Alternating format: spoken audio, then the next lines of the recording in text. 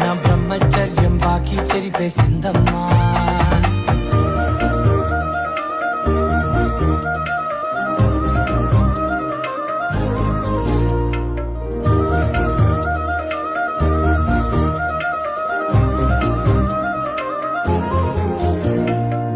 ఏకాంతాలన్నీ ఏకాంతం లేక ఏకరువే పెట్టాయే ఏకంగా. సంతోషాలన్నీ సెలవన్నది లేక మనతోనే కొలువయ్యే మొత్తంగా. స్వాగతాలు లేని ఒంట్లో ఉండలేక విరహం